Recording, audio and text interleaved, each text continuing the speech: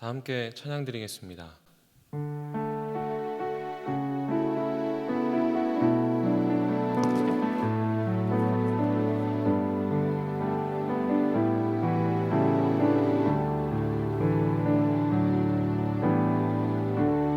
은혜 아니면 살아갈 수가 없네.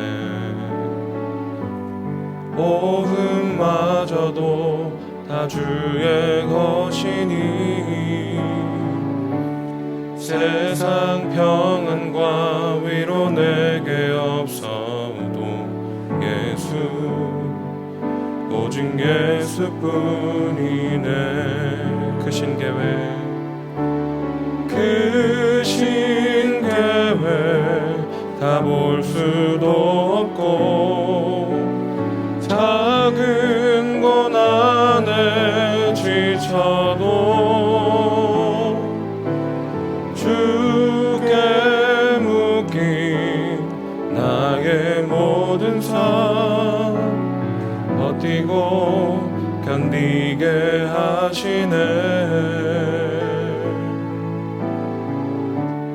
은혜 아니면 살아갈 수가 없네.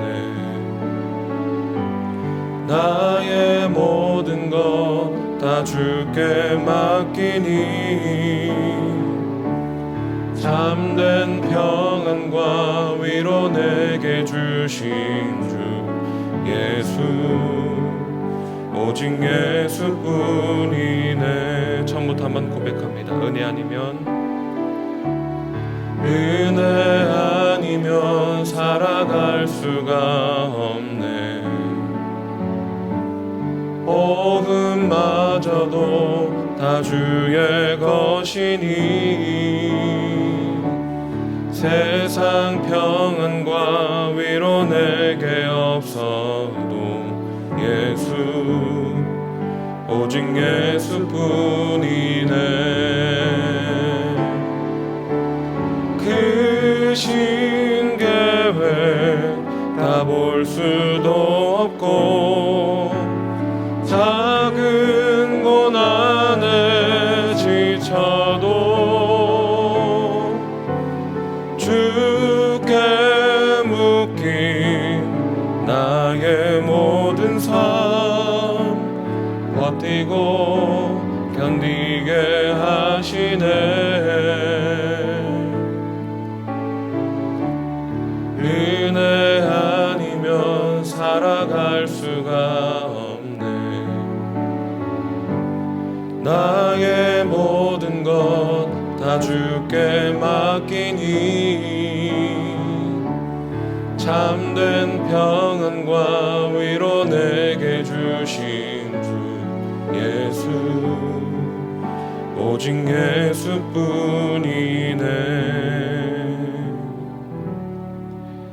이 시간 기도 제목을 보시면서 합심하여 기도하겠습니다.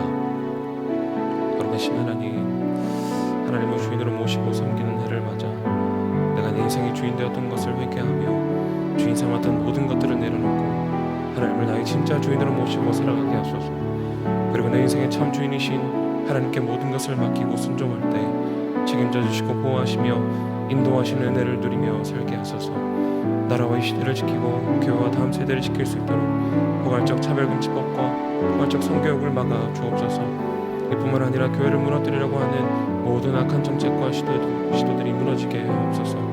이 어려운 때에 우리 교회를 이끌어가시는 담임 목사님을 더 강력하게 붙들어 주시고 코로나 시대를 잘 감당할 수 있는 성령의 지혜를 주시고 주신 사명을 잘 감당하고 사역에 집중할 수 있도록 모든 사단의 공격을 은혜의 불성각으로 막아 주옵소서. 특별히 건강을 지켜주시고 목사님의 가정을 성령께서 평안케 하옵소서.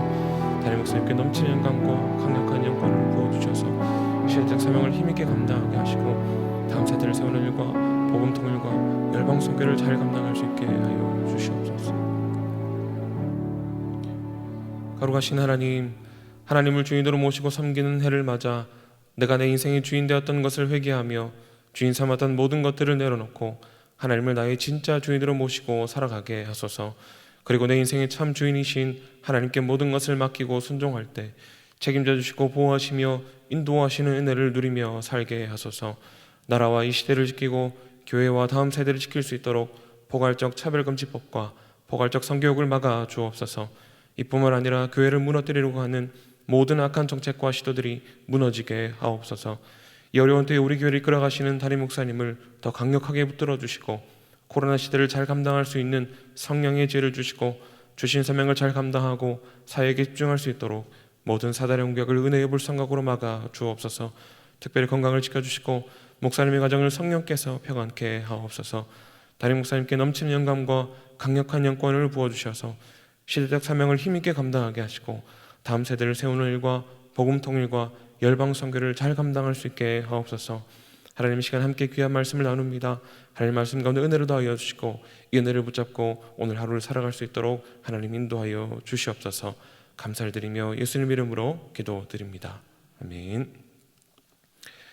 오늘 우리에게 주시는 하나님의 말씀은 출애굽기 17장 1절에서 3절까지의 말씀입니다. 구약성경 108면에 나와 있습니다. 출애굽기 17장 1절에서 3절까지의 말씀을 저와 여러분이 한 절씩 교독한 후에 마지막 절은 함께 읽도록 하겠습니다. 이스라엘 자손의 온 회중이 여호와의 명령대로 신 광야에서 떠나 그 노정대로 행하여 르비딤의 장막을 쳤으나 백성이 마실 물이 없는지라. 백성이 모세와 다투어 가로되 우리에게 물을 주어 마시게 하라. 모세가 그들에게 이르되 너희가 어찌하여 나와 다투느냐? 너희가 어찌하여 여호와를 시험하느냐? 거기서 백성이 물에 가라매 그들이 모세를 대하여 원망하여 가로되 당신이 어찌하여 우리를 애굽에서 인도하여 내어서 우리와 우리 자녀와 우리 생축으로 목말라 죽게 하느냐. 아멘. 오늘은 영혼의 항상성을 유지합시다 라는 제목을 가지고 함께 말씀을 나누고자 합니다. 여러분, 항상성이라는 것에 대해 들어보신 적이 있는지 모르겠습니다. 저도 들어는 봤지만 정확하게 그 뜻을 알고 있지는 않아서 인터넷에 한번 찾아보았습니다. 항상성이란 생물계가 최적 생존 조건을 맞추면서 안정성을 유지하려는 자율조정 과정이라고 합니다. 조금 더 쉽게 설명하면 생명을 보존하기 위해서 무엇인가를 유지하고 조절하는 것을 가리켜서 항상성이라고 말한다고 합니다. 아주 대표적인 것이 우리의 체온을 조절하는 것이 있겠지요. 주변 환경이 달라지는 것에 반응하여서 몸이 그에 맞게 반응하고 조절하는 것을 항상성이라고 할 수가 있습니다. 이 항상성이 잘 유지가 되면 생명은 지속되고 안정적인 상태가 됩니다. 그러나 극한의 상황이 되거나 해당 기능을 하는 기관에 문제가 생기게 되면 이 항상성이 유지가 되지 못하고 치명적인 결함을 가지게 되거나 결국에는 죽음을 맞이하게 될 수도 있다고 합니다. 우리 몸의 항상성을 유지하는 것이 굉장히 중요합니다. 이 항상성을 유지하는 여러 기관이 있는데 우리는 그 기관들이 제 역할을 잘 감당하도록 평소에도 건강을 잘 돌볼 필요가 있습니다. 그런데 여러분, 우리 몸의 항상성을 유지하는 것도 굉장히 중요하지만 우리 영혼의 항상성을 유지하는 것도 정말 중요합니다. 우리는 예수 그리스도를 믿음으로 인하여 구원받은 존재가 되었고 하나님께서 우리에게 죄 없다 칭해 주시는 은혜를 입은 자들이지요. 그러나 우리는 성화되는 과정에 있으며 때로는 본래의 모습으로 돌아가려는 그런 습성을 가지고 있습니다. 슬며시 죄를 짓고자 하는 마음들이 생겨난다는 것이죠. 그렇게 되지 않기 위해서는 우리는 하나님 주시는 은혜를 계속 공급받아 건강한 영혼의 항상성을 유지해야만 합니다. 그래야 우리 영혼이 건강하게 살아갈 수 있기 때문이지요. 오늘 우리가 읽었던 말씀에 등장하는 이스라엘 백성들은 항상성을 잘 유지하지 못했던 전형적인 모습을 보여주고 있습니다. 출애굽하여 약속의 땅으로 가는 여정 중에 그들에게 마실 물이 없었다고 기록하고 있습니다. 이스라엘 백성들은 이렇게 죽이려고 애굽에서 우리를 이끌어내었느냐고 불평하고 원망하고 있습니다. 모세에게 불평했지만 하나님께도 그 불만을 강력하게 표출했던 것이지요. 그런데 이 사건의 앞과 뒤를 다 알고 있는 우리 입장에서는 굉장히 안타깝고 불편한 마음이 있을 수 있습니다. 불과 얼마 전 이스라엘 백성들은 출애굽하는 과정에서 하나님이 놀라운 일들을 행하셨다는 것을 분명히 알고 있기 때문이죠. 이스라엘 백성이 자신들의 능력으로 할 수 없는 놀라운 일을 하나님께서 행하셨고 구원의 은혜를 그들에게 베푸신 사실에 감사하며 감격해야 마땅할 것입니다. 그들의 반응이 어떠했는지, 이스라엘이 무엇이라고 고백했는지 출애굽기 14장 31절 말씀을 제가 한번 읽어드리도록 하겠습니다. 이스라엘이 여호와께서 애굽 사람들에게 베푸신 큰 일을 보았으므로 백성이 여호와를 경외하며 여호와와 그 종 모세를 믿었더라. 애굽의 병거와 말, 그리고 애굽 사람들이 물에 수장되는 것을 보았고 역사에 길이 남을 만한 그런 기적을 직접 보았는데 지금 물이 없다고, 그들에게 마실 물이 없다고 하나님께 또 모세에게 불평을 하고 있습니다. 이 두 사건 사이에 시간이 굉장히 많이 지났다면 이해가 될 만합니다. 이전에 그 놀라운 사건, 하나님께서 베풀으셨던 그 놀라운 은혜 사건을 그들이 잊었기 때문에 그럴 수도 있기 때문이죠. 실제로 출애굽 다음 세대들은 직접 그 사건들을 목격하지 못해서 모를 수도 있습니다. 그러나 불과 얼마 전에, 아주 조금 전에 하나님이 행하신 놀라운 일을 잊고 그들은 불평하고 있는 것입니다. 홍해를 가르신 그 하나님은 마라의 쓴물을 단물로 바꾸신 분이며 지금도 없는 물을 있게 만드실 수 있는 분이라는 사실을 이스라엘 백성들은 믿지 못했던 것입니다. 사랑하는 성도 여러분, 하나님의 은혜를 늘 기억하고 떠올리지 않으면 이렇게 됩니다. 우리 영혼이 받았던 은혜를 계속해서 유지하고 잊지 않게 된다는 것이죠. 대부분의 우리 인생은 어려운 상황을 맞이합니다. 곤란한 형편을 맞이하게 된다는 것이죠. 그 누구도 인생의 크고 작은 어려움을 피해갈 수는 없습니다. 어려움을 마주했을 때 하나님께서 우리에게 베풀으셨던 그 은혜, 놀랍게 해주셨던 그 은혜를 기억하고 다시 떠올리며 그 은혜를 다시 공급받는 사람은 넉넉하게 그 어려움들을 이겨내게 됩니다.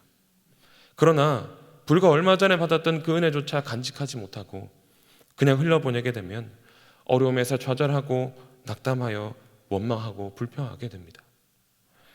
시편을 보게 되면 여러 형태의 시가 나타납니다.